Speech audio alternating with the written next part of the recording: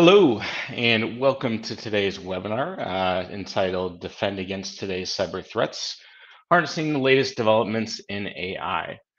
Appreciate everyone joining me today. We're going to have a fun-filled next 45 to 60 minutes or so discussing cybersecurity and the power of artificial intelligence and machine learning, specifically how we're seeing it used in the market, both for good and bad, as well as some opportunities for you all to leverage it as well. By way of introduction, my name is Rich Lilly. I am a Director of Security Professional Services for Netrix Global. I'm based out of the Chicagoland area. My expertise really expands a lot of different areas. I've been working in enterprise cybersecurity for over 20 years. My expertise specifically these days has been very strongly in the Microsoft Security Compliance and Identity space, or also known as SCI. And again, really working with a lot of our largest customers on a day-to-day basis, helping them understand what they own, how they can deploy it, how they can better modernize and improve their overall security posture, leveraging a variety of different Microsoft security, compliance, and identity tools within their environment. So a little bit about what we're going to be discussing over the next, again, 45 or 60 minutes here today. One is I wanted to take the opportunity today to really discuss the current challenges we face out there in cybersecurity. I think that there are a lot of different things floating in and are out there. We can go obviously read the news on a day-to-day basis and see, all the different items that are related to, both enterprise security, global cybersecurity, different threats and breaches and attacks that are going on a day-to-day basis. I'm talking a little bit about what that perspective looks like for you as an enterprise security admin and what you should be looking at and some of the different things you can leverage to help protect yourselves against some of these threats that are out there today.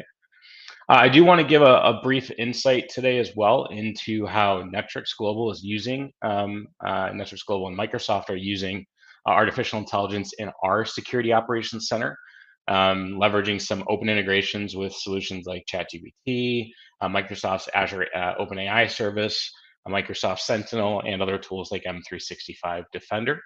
And hopefully this gives you some insight into kind of how we work kind of under the covers of a lot of our operations and help better protect and defend our customers. And last but not least, I'm going to talk about kind of an emerging topic here, being Microsoft Security Copilot.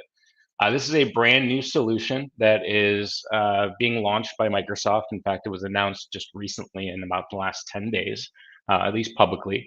This hasn't really been provided access to everyone just yet, but I'll explain a little bit more about what Microsoft's vision is with Microsoft Security Copilot and what to be on the lookout for as Microsoft looks to get that into its general availability state. So with that, let's go ahead and dig in a bit here into our first topic. So there are a lot of challenges in the current cybersecurity threat landscape. I certainly can't probably boil all of them down to even one slide. I think there's a lot that can't be represented out on just a piece of paper here. But what I do want to call out is a couple important ones that I'm seeing. And we're seeing these both from global trends, from our enterprise customers, from just the industry in general. And I think they're all things to pay attention to as they are in some way affecting all of us. I think the first one and foremost is that we can't ignore economic uncertainties happening right now. I think I just saw a note maybe in the last 2 hours that the Fed is looking to increase the basis points with possibly another one coming this year still. And certainly that has economic impacts. That certainly means that organizations' money may be worth less. They may be tightening their belts, looking to recession proof themselves via different measures, and that could be in the form of cost cutting, maybe reducing the spend on some of the tools, maybe hiring more junior level talent versus senior level talent. There can be a lot of different domino effects that come along with these decisions. And by no means is every organization, or maybe organizations that may be more mature in the space, but certainly we know there will be some type of impact to many organizations out there in the wild today. So we'll talk a bit about today how some of the tools and process and things that we've seen can help with some of those. The other challenge is certainly the cybersecurity talent shortage. I think if you go out there and talk to any of the main four large tech companies, one big one just kind of flipped their fiscal year, being Microsoft. There are rifts happening, there are cost cutting measures happening. And also, I believe what I'm seeing in the market is there's just not enough personnel looking to get trained up in cybersecurity. It's interesting that when I go meet with friends and family, or go meet with other, customers, or even other coworkers that have maybe family looking to get into the industry, one of the first questions they get asked is, "Well, where do I start?" And I can tell you certainly that in both the areas of AI and machine learning, but also cybersecurity, we know there's just a massive short supply of resources, and it's not exactly like we can train these folks to do their jobs overnight. It does take some time. It does take some experience. And if we don't start now, when we start having these discussions even further down the road and say 1, 2, 3, 4 years, we're going to potentially be in even a worse position than we are today. What I can tell you, both from our customers reaching out to us, talking to others in the market, is that it is extremely hard, specifically to find security analyst roles. And these roles are so critical to really any organization, unless you're obviously outsourcing that to an MSSP like a Netrix. But even in some cases, we have challenges finding the right people to scale our team. So this really is an opportunity, in my opinion, for many folks to be able to increase that market share within security analysts, and getting other folks trained and interested in this, because it is a highly sought after role with really not a huge pool of talent that's out there today. I would also point out that attacks are really growing in sophistication. I think that a lot of the things that we see out there in the wild today are interesting when it comes to AI and ML. A lot of what I talk about is really how AI and ML can be used on the defense side, or even more importantly, seeing is AI being used on the offensive side. Some of the attacks we're seeing out there are leveraging some data and some input and output, from other LLMs, or large language models that we'll talk about here and what those are in just a few minutes, to even make attacks even easier. We'll talk about some examples on that in just a few minutes. But not only is AI being used for defense, but it's being used by the offenders out there, and even some of the largest largest attackers out there in the wild today. And again, they would be they wouldn't be smarter than not to, with access to the tools and the resources they have today. Especially when we start pitting potentially at some point, AI versus AI in these types of scenarios. So, we're kind of going even past what the mental capacity and brain of a person or a team can be, even leveraging some of that intelligence, or they are leveraging some of that intelligence on the offensive side. The odds are stacked against us, though, as well, both in how we defend our customers, both as maybe managing a SOC or a defense team or a threat hunting team, is that we don't always know what's out there, and there are very persistent actors out there that develop these zero-day attacks, and sometimes these things are bird dogged and found fairly quickly and communicated out really well. Excuse me. The other challenge, though, is sometimes they're not. And by the time they get to the scale and we kind of unpack what they are and how to detect them, we're almost at kind of a disadvantage in a lot of these scenarios. And that's simply from talking from like a people, a warm body perspective. Well, what if we could leverage some tools out there today in the realm of AI, to help operate more quickly, help reduce some of the time to detections or the time to response to these different actions? These things are certainly things that can be done today. While not perfect, can be implemented to help reduce some of those times and actions as well. So let's talk about a little bit deeper into the good and the bad. So what exactly are attackers using today? Well, today attackers are using LLMs, and again, for those that don't know, large language models, is what an LLM stands for. An example of an LLM would be ChatGPT, probably the most common at this point, most familiar one to everyone. Although there are a lot of there are other platforms, and there are other, even plugins that leverage these LLMs in the back end as well. And again, other systems like Dolly and others that are more image based. These systems are out there, and even attackers maybe again, I don't have proof on this. Maybe building their own LLMs as well based on their attack vectors and things they're doing as well. But how are these attackers using this information? Well, one is they're using them to initiate and monitor and manage scans for open ports and vulnerabilities. Something where maybe a warm body or a process or a system may have done that in the past. We can use LLMs to help adapt and write back and read and translate content in a much more efficient and quick manner, allowing, in my opinion, much quicker pivotability between different types of attacks. We can also leverage these LLMs to scan code for vulnerabilities, where it may have taken a dev team or a coder, or in the defense side, a reverser, hours or in some cases days to be able to unpack or in some cases hack code. We can do this in a fraction of that time, leveraging these LLMs or other systems to be able to evaluate the code for, how it's written, for workarounds, for obfuscation.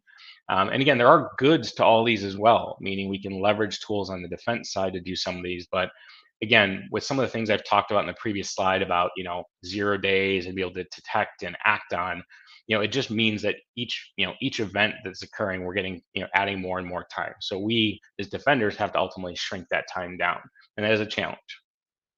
The other is conducting renaissance of target systems, similar to port scans above, again, leveraging information in mass, and even partnering, with other repositories and systems and even other open source tools. Again, I've seen some pretty interesting attacks recently leveraging data from, I won't name them, but some other open providers of content or paid provider of content and APIs. It's very easily accessible to be able to construct more sophisticated attacks. I would also point out that just something as simple as generating a really nice phishing email. One of the great things about LLMs is I can feed it a kind of reference set of text and have it write what is almost normally what a human would write in many cases. And that can be dangerous because now someone who may have not had, very good language skills that was working for one of the large APTs may now have a much better mechanism to author that content and make it more real, and therefore may make it more clickable by an end user or recipient of that content. And we're also seeing that these tools and solutions can be also even used to write malware. Now, I've heard some rumors and seen some content on this. I'm not saying that AI can completely write malware today. I would say for a lot of this, there is still a very high amount of supervision required. But again, with the really big effort here for an offensive person is really just reducing the time to take specific actions within that attack or that threat or that output. And this is certainly an opportunity where some of these systems that we've talked about thus far can come into play. Now, it's not all bad. Let's talk about the good. From a technology perspective, where this is significantly added value, both I'll talk in kind of a real world later today about how we've leveraged this internally, but how you as an enterprise organization or as a security org can leverage this. One is we're seeing that these AI platforms can be used to accelerate investigation by really delivering really like clear language-based guidance. And really what that means is I can respond with recommended actions, or even in some cases take action based on recommendations and detections, where I may have had maybe an analyst have to do a lot deeper of dive, maybe had to write up a full report before that report got accepted, take action, et cetera. We're actually seeing that some of these styles of writing and the ability of understanding that content and even concepts can be used to help reduce the mean time to response for a lot of these. We're also seeing that most SOCs are fairly busy. As analysts are working, sometimes tens or hundreds of events on a daily basis, it is extremely difficult, other than just saying kind of a stoplight, right? Green, yellow, red, for us to prioritize, what may be important. And sometimes we don't have a clear picture of what that all looks like right out of the gate. And certainly there's an opportunity to leverage these models to help make that determination, or push up something based on its relative impact to a high impact user, or maybe the exposure or spread of an issue, how far it's gotten, et cetera. There are other scenarios as well where when we start to see specific models based on what's known with Cozy APT Cozy Bear, for instance, we may have an idea of maybe what that threat actor is looking to do. Are they looking to exfil content? Are they looking to initiate a ransomware event? Are they looking to maybe just send a message to that organization, deface a website? Again, leveraging some information out there and some common research and other details provided by other organizations like CISA and other global orgs. But there's certainly opportunities for us to help come to a conclusion on what may be the next logical step, and hopefully beat that attacker to that punch as well. Again, not always, but certainly can provide that opportunity. Also, I think a lot of organizations in their own SOCs have maybe gotten more comfortable with kind of that more response initiated action. What we can do with a lot of these other systems too is integrate things like proactive threat hunting, be able to integrate things like vulnerability management and asset information, and even look at implementing or sorry integrating incident response plans as well. These things typically have been mostly siloed processes, usually conducted by many different teams.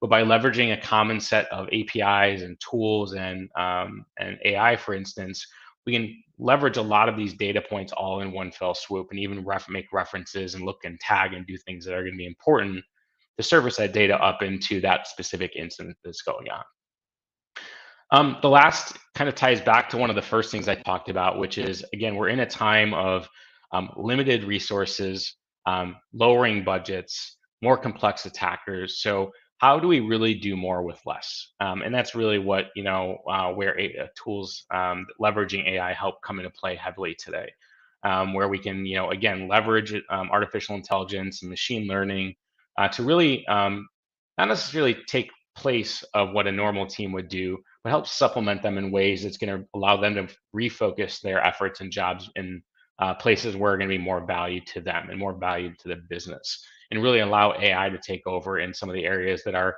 maybe a little bit less important, like prioritization, like making recommendations, like taking specific types of action on specific events, based on internal wiki and other articles. These are all things that again take time and actions from usually SOC analysts to complete.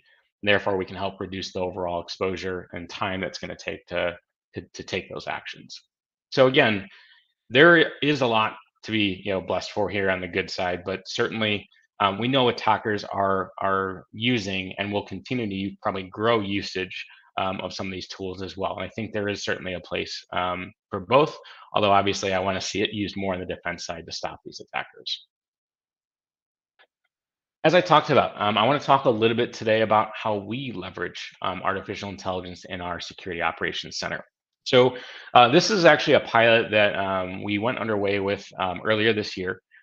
This was right in the midst of Microsoft releasing what's called their Microsoft Azure OpenAI service. I'll talk a little bit about what this is in just a few minutes here, a little bit more.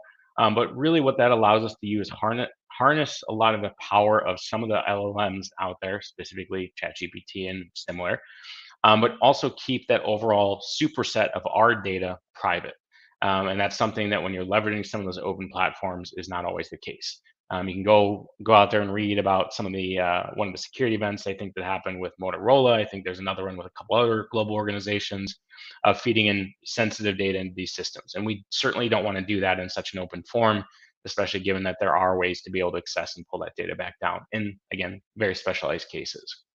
For us, being that we operate a managed security services provider instance, in this case, we leverage Microsoft Sentinel as our primary SIM and SOAR tool, is we saw kind of the writing on the wall early on saying, hey, we know that these LLMs are going to be valuable for us. And in many cases, we know it's also a challenge to staff a tier one and two analyst team globally in a follow the sun model.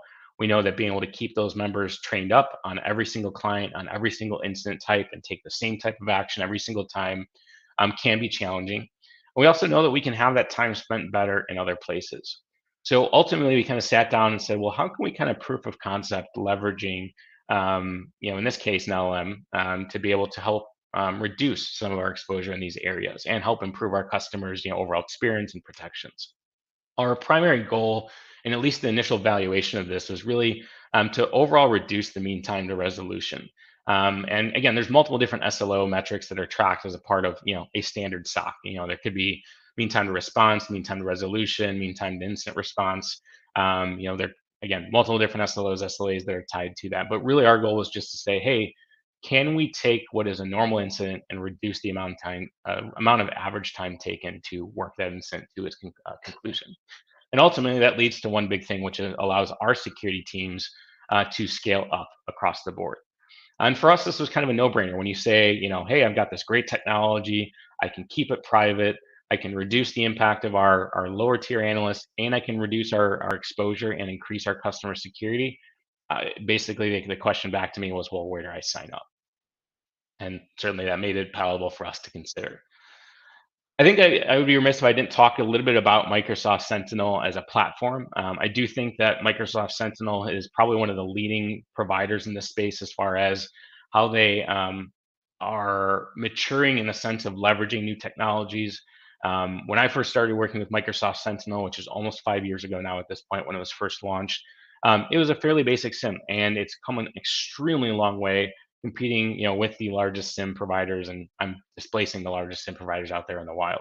But really, what Sentinel is, for those that may have not heard it or touched it or worked on it before, it is a completely cloud native SIM and source solution, and that's really the easy elevator pitch to boil it down.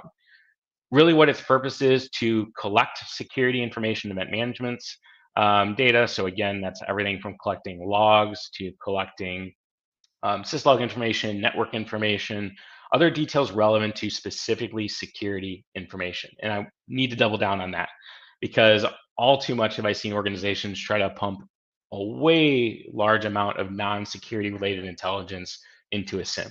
And now is the time to kind of recenter that expectation, say, well, what is a SIM really good for? Well, SIM is really good for security information. It should not have your application logs. It should not have your perf information. It should not have your net flow and your SFlow traffic. Those there are better places and better homes and better tools for that. And again, not to say we can't call that information for relation to an incident, but again, really at its core, what Sentinel is A, a SIM, and B, a SOAR platform. So when Microsoft launched Sentinel, one of the big components of it was SOAR, which is really the orchestration, automation, and response. And for us in leveraging AI and ML, this is critical because we need to be able to leverage the SOAR platform, and I'll showcase this in a little bit here, to actually be able to make those calls out and be able to instantiate the request for a recommendation or an action, or be able to feed in a natural language to be able to generate a very nice email or report. These are all things that are needed today. There is the ability also in Sentinel to do things like bring your own machine learning models, like being able to bring your own hunting notebooks. There's a whole bunch more to it, but at least for today's conversation, hopefully you walk away with the fact that Microsoft Sentinel, it's cloud native, it's 100% cloud native, it's a SIM and SOAR platform, and it's modern. It is meant to integrate and work with a lot of the modern systems that are out there, and even emerging systems like we're talking about today, and kind of leveraging some of these LLMs and other similar solutions. So a little bit more in some of these different areas and how Sentinel can be used, because when I do talk to other organizations that may be leveraging some of the other big three, big four, big five providers, the Splunk, QRadars, ArcSight, LogRhythm, et cetera, all built into this platform, meaning Microsoft Sentinel, or really at the bigger scope, what's their XDR platform with M365 Defender, is built in. It does allow us to be able to automate and orchestrate common tasks. Now, what's great for our analysts is being able to have a subset of very specific actions and playbooks, usually on a per customer basis, that allow us to say, hey, when this event occurs for customer A, here is the chain of action that needs to occur. We need to ask for approval before we do actions A, B, or C, like isolate a device on a network. And in order to do that, we have specific contacts or DLs or teams or SIP addresses we need to reach out to for different folks to be able to take those actions. In other cases, we may take those in a completely 100% automated fashion. When we see this, we do this every single time because we've worked with that customer and said, hey, we know that every single time we see this, login success from China, we never have an employee or will never have an employee in China. Therefore, we're going to always block that user account or block that sign in, reset the password, notify the user's manager, and then generate an incident. Again, those things are very common when it comes to, common repeatable tasks. It's also notable that we can integrate with so many other Azure services. So one of the foundations of the Microsoft SOAR platform is what's called Logic Apps. It's really the same thing that's used in the underlying Power Automate service, which allows us to connect into over, I believe, 400 or 500 different RESTful APIs via very nice web UI type of interface. Whether it be integrating with an ITSM platform, whether it be integrating with a Cisco device, whether it be integrating with something like Intune, this allows us a really easy way to be able to write these orchestrations without having to really be an expert in, say, Python, or having to know VB, or having to know, some other type of coding platform or solution. And that, for us, from an analyst perspective, makes our lives a whole lot easier. Also, this allows us to investigate the scope and root cause of security threats. One of the nice things about Sentinel is it does have kind of that overall incident and alert management hierarchical flow. So again, when we do see similar entities like a user or a device or a hash, we can relate those objects together and superset them into a master incident. And what that allows us to do, especially from an incident response perspective, is not have to work 95 different incidents, but really work that one and then use the entities and information in there to be able to take action or create notifications or even notify the customers. Are also a lot of proactive components built into Sentinel as well. There's a complete section on proactive threat hunting that, again, you as a user within Sentinel can go run a huge set of proactive threat hunting queries looking for anomalies, things that I may not classify as a zero or one, a good or a bad. It may just be indicative of something that's a little bit odd. Do I see a user that's logging in logging in using a web browser they've not logged in with for the last 90 days? Do I see a handful of more reverse DNS lookups from a specific site or location I've ever seen before? These things, again, can't always be quantified as bad, but at least bird dogs a potential challenge or an issue that my team can start to go look in and dig deeper. And again, without having to go out into a different tool or go develop these queries and manage them and run them on a regular basis. We all have that built in. Microsoft also has deep integrations in threat hunting with their notebooks. So there's a lot of really great guided hunts scenarios and even threat hunting scenarios for different platforms like Windows and Linux and Office 365. These are all leveraging notebooks based on Python. And you do not have to be a Python expert about this either, which is great. Certainly, if you're authoring new, you would want some expertise. But it allows us to really easily and programmatically leverage a very consistent playbook of actions when we see an event for a user, and really allows us to do a lot of deep investigation without us having to navigate to 30 different portals or go log into different locations or run all these different queries. It really allows us to work these in one place. The last, and probably certainly not the least, is the use of a lot of the security content from the community. One thing that I've seen, and I've been working with Sentinel for the past 5 years now, is just the overall increase in the interest in community submissions that's out there on the public Microsoft public GitHub repository. And this has also resulted in what is now called the Content Hub. In fact, I think the Content Hub went into general availability yesterday. Previous to that, Microsoft had kind of their own managed gallery. It was kind of a black box. They managed a lot of the detections and the alert analytics and the workbooks or dashboards, et cetera. This Content Hub is also now something that any vendor can submit something to, or even any partner or any user. And obviously, there's a whole bunch of checks and balances that go into that process. I think I should say for obvious reasons. But again, I've built solutions in here. Other partners of mine I've known have built solutions. But this is a continually growing effort. As we start to see things like the White House effect, or sorry, the White House Act for cybersecurity come into play. There were workbooks out there and detections out there for things being provided by CISA. We saw things from vendors like Meraki and Cisco and Infobox, and even non-Microsoft vendors really stepping in and getting their integrations in there. So again, it's a great community, and it is one of the things I fight with customers on the most in explaining, which is Microsoft Sentinel is not just meant to work with Microsoft platforms. Some of our largest deployments in the world today are actually not using Microsoft cloud. They're leveraging AWS and GCP and other third-party security vendors where they're looking to migrate off of those. And then it's certainly an opportunity to say, hey, we can actually leverage a Microsoft-centric tool, even though everything in our portfolio may not be specifically Microsoft. So let's talk a little bit about the Microsoft Azure OpenAI service, which again, just a little bit more of a fine tip pen on kind of what I've talked about thus far. So what's important to note about the Microsoft Azure OpenAI service is one is it really allows developers, in this case, consider us a developer, the solution of Sentinel being a developer, to be able to programmatically work with large LLMs without having to expose a lot of their data.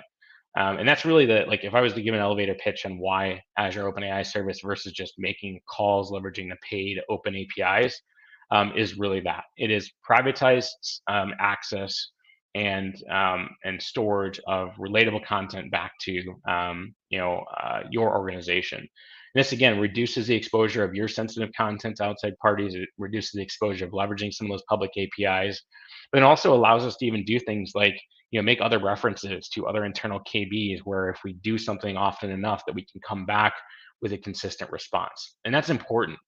For anyone that's actually gone out there and used ChatGPT before, you'll note that you can ask ChatGPT the same question 5 times, and you're going to get five, in some cases, slightly different answers. In some cases, I've even seen like massively different answers. And specifically when it comes to security operations and response, we want to be able to have a consistent response, a consistent set of actions, and a consistent experience. Now, we can control some of that by controlling what we feed it and in the manner of what we feed it.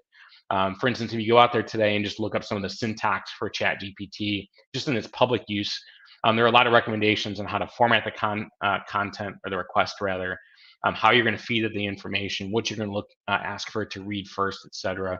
And again, we do have some control in how we're feeding that request in, but also, when we start leveraging our own KB and wiki and other information, we can get even further with that, and allows us to leverage a lot more of our privatized data as a manner to get to the result as well. Again, today for us, that at least starts with leveraging, some of the pure power of things like ChatGPT, but certainly there's other opportunities out there. I don't see too many use cases in SecOps today for DALI, but there could be, because that's mostly image generation, not really much there on the SecOps side. Maybe for unpacking obfuscated images, because that still is a thing out there. That could be an opportunity. Codex there's certainly a huge opportunity for this in unwrapping code, more specifically, unwrapping obfuscated code, and certainly, GPT-3 and other models as well. But really, what we do and what we can leverage is OpenAI as kind of a privatized access mechanism to a lot of those services. Again, with some of the benefits I've talked about thus far. Um, as I just talked about, getting in a little bit deeper here. So, one thing that's important is with anything with Microsoft, and I've had to have this conversation, still have this conversation on a regular basis. With Microsoft, your data is your data. There's no ability of the U.S. government or of any other party to just swoop in and get your data or pull your data from Microsoft. Whether it's requested or whether it's even not requested and quote unquote taken. Microsoft is extremely clear. You can go out and read in their Privacy and Trust Center for Azure, and how they handle requests from things like the US government and other government agencies throughout the world, how many responses they give, how many they decline, how many they provide content back. Again, they can't give you details, obviously, on what those cases are, but it is good to just understand what their overall policy is on specific data requests as it comes to this. Because it is still a conversation I have for almost probably 50% of my customers that are not in the cloud today, which honestly is not all that many, but it's still greater than zero. It's also important to note, and I covered this a little bit earlier, that in the models of leveraging Microsoft Azure OpenAI, is your data is not used to train the models, and therefore that data can't be retained by that vendor and ChatGPT and then used in other cases. And this could result in potential unexpected theft or pulling of maybe sensitive data in the responses to others that are then leveraging the same platform as well. And then certainly, again, being that it is Microsoft, given that it is on Azure platforms, your data is protected by everything you would expect with Microsoft. Again, if you want to go like super 500 level deep, Microsoft has a whole lot of information in the Trust Center that you can go read on, whether it be Office 365 or Azure. They'll talk about some of the compliance and security controls and how their data centers are managed and access and paired and everything else like that. Something we're not going to get into today, but again, a lot more of a secure mechanism and trusted mechanism than, say, a publicly available platform. Microsoft also, they talked about this actually fairly extensively in their Microsoft partner introduction conference for their new fiscal year last week. And really their goals in setting kind of these principles for AI are making sure that when it comes to anything artificial intelligence related is making sure it's fair. This is everything, anything from like unintentional bias to scenarios like being able to make recommendations regardless of the size or stature of an organization, or even of the full data set that's provided. Also providing very clear explainability of how the data is being stored, what's being done with it, how you're using it, and even then providing even deeper analysis into errors and events that happen as well. Again, something that you just don't get if you're leveraging some of those straight LLMs that are out there today. Um, the other great thing is, again, Microsoft has a whole bunch of different great plugins. There's some other vendors out there as well. They're even building platforms that sit on top of the Azure OpenAI service. So again, more casual analytics. They'll be able to ask more intuitive type questions, more natural, even more natural language. And then even, again, making sure to initiate, and recognize counterfactuals, and also, the responsible AI scorecard as well, which is put out there and, shared with the public as well. Again, I think the important factor here for everyone to recognize and walk away with today, hopefully, is that leveraging something like Microsoft's Azure OpenAI service as an intermediary is safe and even safer than leveraging some of the other platforms directly through some of those public access mechanisms or APIs out there today. So let's talk about a little bit how this works, and then I'm actually going to take a second in just a few minutes here, and we're going to show how this works as well. I'm going to show on a very remedial level in a test environment because I can't necessarily show a production environment. But again, you'll get the gist of kind of how this is initiated from start to finish. So there are a couple different ways to initiate a request in leveraging Azure's OpenAI service and making the request into ChatGPT. So these can be either manually initiated actions, meaning an analyst can enter a prompt. That prompt could be in text. It could be through a standard playbook. It could be through ingesting a question that's in a comment of an incident or a tag. Today, what I'll demonstrate, at least in the test environment I have for you, is a very simple example of just instantiating essentially an incident and then pushing all of that incident information over and then requesting a recommendation. What do you see? What's the recommended action? What could the result be, et cetera? There are other ways built into into Microsoft Sentinel, excuse me, as well. We can even say, hey, do this for every incident. Now, we don't see that being as effective because, again, one is the scale and the cost may not make sense. Two is, we just need to still tune a lot of the data and, continuing to build our wiki and refine that response. I would say that in general AI, we're in a state, especially in SecOps, of still needing supervision and still needing someone to oversee and advise. And that's why we're not just saying, hey, go run with it and let Azure OpenAI or let the AI do everything for us. I don't think we're quite in the realm of Terminator yet, where we can just say just AI does it all. But in this case, the analyst enters a request or a prompt. The LLM, typically with the way we're feeding the data and how we formatted the request, will then, again, via deployed skills, use some of the security use case data, not only that we have, but then also that is available publicly. And this is like a really great use case because, again, if you think about an incident like a successful login from an unknown country. I, as an analyst, I have a very specific playbook that I know I would want to operate on. I would first go, review the request and view all the entities, make sure that the request was actually valid. Was it actually a successful login? Go check that IP and check the user. Are they traveling? Maybe verify that the IP is actually in the region that it committed to.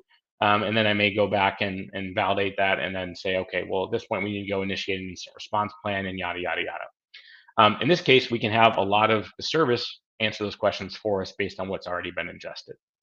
In this case, the next logical step after running it through the system is that there'll be step-by-step guidance and context, and usually a useful summary. So it'll be, hey, we see this bad login. Why don't you, if again your SOP, your standard operating procedure isn't consistent, go do these three things. Or we can even say, hey, there's RESTful APIs. Go check these three things automatically as a part of that process.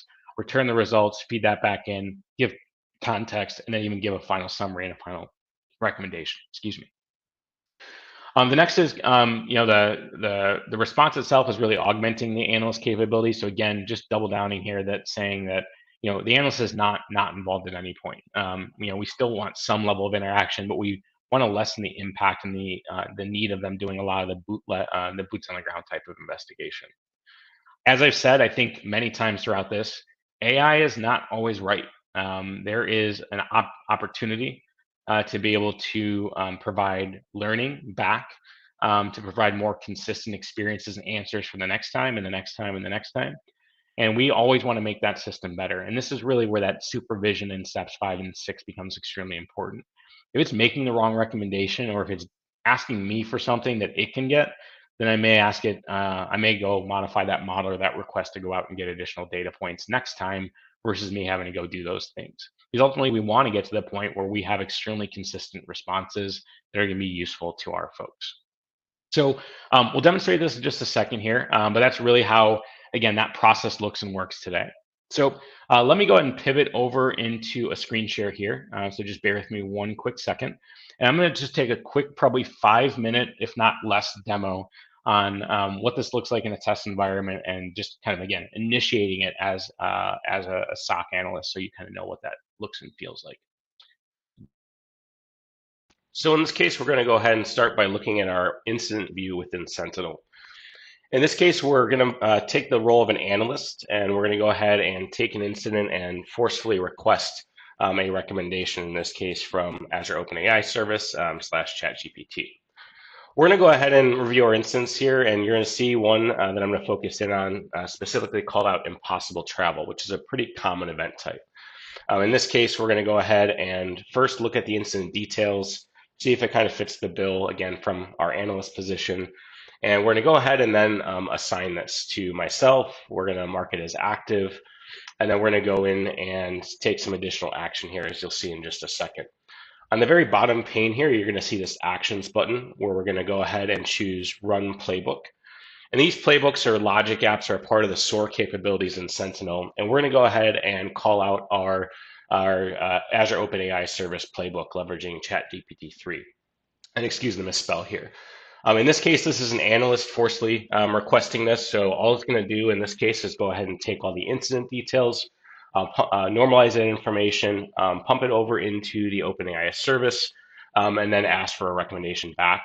But we can also set this up in a more automated fashion for every, say, high SEV or medium SEV or specific incident types as well. There you get a quick view of our designer, which we'll come back into in just a minute. And I'm going to go ahead and check to see here if our logic app has run successfully, which you can see it's actually run twice in this case, one for me prepping and one for the runtime I just did. Now, interestingly enough, that was a pretty quick event. You can see it took under 10 seconds to run. But we can actually see what happened during that overall event under the Logic App Designer. And if you're not familiar with this pane, it is not overly complex. But again, just to explain what's happening here is we're taking in all the incident details, some common properties there, and essentially doing some normalizing and then passing that over in a request, which then returns a comment back from the Azure OpenAI service and ChatGPT 3. That's really the important part where our actions, our recommended approach is going to be taken. And the important part there is that really that amount of work we've had to put in there is going to be fairly minimal. Now, in this case, if we go back to the incident itself, we just do a quick refresh or move to a different incident and back. We'll actually see now the instance at the top, and we get a really nice incident report here with subject line information, an overall descriptor of the event itself. And if we scroll down in here and expand it a little bit more under that little box I just clicked, we're going to see some other recommendations that it recommends we do. Maybe actions taken, other MITRE ATT&CK alignments, or even other things that we should be checking as a part of other follow-up activities as well. And again, this is not me having to go out and request any additional information. It's really leveraging some of the content and the recommendations that are already out there in the wild and pulled in through LLMs, in this case, ChatGPT 3 and then Azure's OpenAI service. And here we can see things like adding additional information or context. We typically call this enrichment on the SOC side. And we can see, some other remediation steps that we may want to take, such as disable the account or maybe in other cases terminate processes, or even go ahead and notify the user's manager, verify security and things like that. Again, if I'm not a high-level analyst who's working in this specific type of event every single day, this is going to provide me the necessary context to be able to go through and make sure that I understand what exactly is happening and also kind of what those next steps are going to be as well. And again, as you saw in the previous screen as well, I can do this in a more automated fashion, more regularly. And it's really, at your own service if you want it to be. The great thing here is leveraging Azure's OpenAI services. We can make this, as customized and private to our data as we want, versus having to, leverage just publicly consumed and in some cases dated information. So in this case, this may also source information from, say, our internal knowledge base or other wiki information that we may have as well. And the goal here is really to help reduce the overall incident management time, which is going to make this process for our analysts much easier and ultimately quicker to hopefully identify the issue, resolve the issue, close that ticket so that we can work on fighting the next fire for our customers as well. And not only do we benefit from this, but certainly all of our customers benefit from this as well, so that we can really focus on the incidents that matter and not the repetitive type of events that are really going to occur over and over again. And again, overall, that saves us a whole bunch of time and effort. And again, these are all playbooks and logic apps that we can rebuild and build on regular basis, or even add further additional context, as you can see here as well. Again, the goal here, just helping reduce that overall time that we're spending working on an incident on a regular basis. So outside of kind of what we use this for today, so again, there's very much like what we use it for, and then also some things that Microsoft is working on. So Microsoft did make an announcement last week. This is something that we've had insight into for a little bit now, and it was kind of hinted at, I think, in a couple different events. But what Microsoft is looking at launching specifically on the security side is what's called Security Copilot. Now, I'll say that there's a Security Copilot today, and there's a Security Copilot in the future. Security Copilot today is essentially a subset of different types of standardized runbooks and playbooks and architecture to be able to leverage a lot of what I just showed you. Essentially very similar to what we did, but in a more formalized Microsoft provided fashion. Where Microsoft is looking to go with Security Copilot is in a much more integrated fashion, meaning they are going to be provided extremely prescriptive guidance, leveraging their internal information and details. They employ over 3,500 SOC personnel today. So again, we're leveraging a lot of the data points that they use and consume on a daily basis. What is important to note, though, is that Security Copilot, much similar to what I just showed you, is going to have some direct integrations with a lot of the Microsoft suite. Again, not in a position to share exactly how and where that's going to be just yet. But with Microsoft taking in over 65 trillion daily signals, it is an opportunity for us to, as customers, or you as enterprise customers, to be able to leverage some of the intelligence they already have today. Again, just to be extremely clear, this is not generally available. I am not a person to be able to share a date with you and when it's even going to be available, when it's going to be in preview. Currently, it's in what's known as private preview and is a very, very small subset of customers and or partners that have that access. But again, there will be further information that Microsoft will be providing here over the coming month or months. One thing that again it will operate on is some core principles. Again, trying to simplify the complex, try to make catch what others missed, and really address that gap of not having all the talent in your pool as well. So again, a lot of the things we kind of kicked off today with will be a place in which Microsoft Security Copilot will fit. So again, stay tuned. Not a lot to share, but definitely look towards Microsoft or look forward for Netrix in order to see more information as it comes in the coming future. Last but not least, I'd be remiss if I didn't talk about how we help clients take advantage of AI's benefits. Again, today was a very specific example of how we see security and AI being better together. In the future, again, we know, or even today and in the future, we know that there's so many other use cases with artificial intelligence. There's some really amazing case study material that we've are developing and putting out there. And what's important to understand about our relationship, in this case with Microsoft and artificial intelligence, is an extremely strong business line for us that we're looking to grow and build here. So one is, we are known, quite possibly as one of the strongest, Microsoft security partners in the U.S., if not in the world in some cases.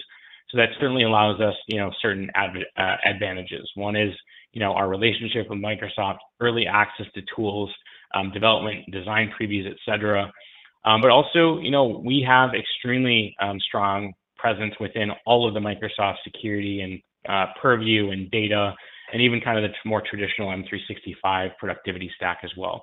And again, that allows us to really have a good, input and advantage when it comes to how this actually applies to your organizations, which is, most of these tools is what most organizations we work with are, or at least they're looking to migrate maybe over to a lot of that Microsoft-centric tool set. The next is, tribal knowledge. Again, knowing all the platforms, how they integrate, what the different pieces and platforms are extremely important, and allows us to be able to pivot and work with you in a much more efficient and quicker fashion. Whether it be leveraging something like one of our Azure landing zone deployments, whether it be looking at leveraging us for developing and implementing a springboard to then help you plan and design these solutions. And really our experience spans everything, right? We work with the small clients to the Fortune 50s that are out there today, and really across pretty much every industry you can imagine. So we bring fairly unique expertise that maybe others that are more focused in on just SMB or just enterprise or just specific verticals may have. We really try to bring that knowledge and what we've worked with across our entire client base to everywhere. And then certainly, in addition to just experience working in AI and ML, is also our strong expertise in Microsoft data analytics stack as well. So we've got a really amazing team around this, building some really amazing solutions, and we're really here to to help you build a plan and a procedure for not just implementing AI as it pertains to security, but also other areas of your business as well, because we know that's a very common ask that we get from almost all of our customers. Okay, and I did see, thank you, that we did lose some audio again, so apologize again for whatever happened when I switched to my my browser there. Just going through the last of a couple of questions. So I don't see too much in here. One question I received early on before the meeting started was, is there any way to get file level details out of Microsoft Purview data classification? Same question for labeling. Not 100% related to today's topic, but I can definitely recognize that there could be value in getting the information into like a security incident. But I will say that the specifically the audit log within Office 365, which does currently retain the events related to DLP. In fact, I think the log is still called like DLP.all, and there's a general.all. Do have a lot of the information as it pertains to a file in question. So for instance, if there is a data loss prevention or a labeling event, whether it's a label, an unlabel, a protection, or even like a classification of something based on the DLP policy, everything from that location of the file to the correlation ID of the requester to the client ID to the browser string should all be available within that specific event, which can be accessed through the portal, either through the audit log, can be accessed through RESTful APIs in the logging subscriptions. But also Microsoft and CISA just announced they're even opening up now because of some recent events. And then also can usually be accessed via your enterprise SIM if you're feeding that data in as well. In some cases, there may be a need to feed in some subsequent data as well, if maybe it's like not the primary file that's associated with it. But at the very least, you should be able to get a SHA-256 hash out of that, and then even query to pull that information for that file down. But that information should be available today. As far as I'm aware, I'm not aware of it not being available in some way, shape, or form. So hopefully that answers one of the first questions I got. Another great question I just got as well, this one comes up quite a bit. What kind of certification or career path is recommended for a security analyst position?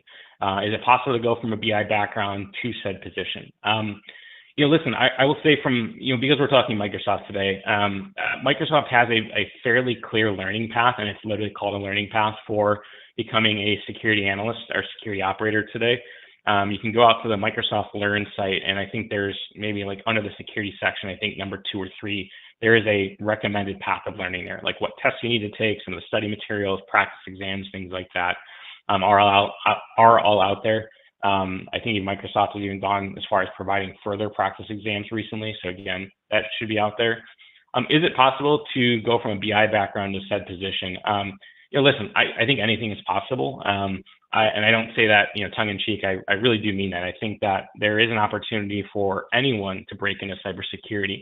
I personally have had, many talks with people who have moved into the cybersecurity industry from non-security industries. I've talked to other folks who have been in long-term roles that haven't been security or even really related to IT as well. And I would say that, yeah, I mean, absolutely, there is a path and an avenue. Again, whether you're a seasoned pro, whether you're someone who's just out of college, or maybe someone still in, K to 12, probably more on the 12 side, certainly there is opportunity out there, and please go for it. Because as I said earlier, there's certainly a huge opportunity out there for it today. I think with that, we've got just about 2 minutes left. I think I have covered all the questions. Again, I do want to apologize for the audio breakdown during the switch to that side window. So hope that, again, my post explanation did enough justice for it. But with that, I'm going to close today. I do appreciate everyone taking the time today. Again, this is recorded, so feel free to access and forward to your friends and family to watch after, and look forward to talking to everyone on the next one. With that, hopefully everyone has a great rest of your Wednesday. Thank you.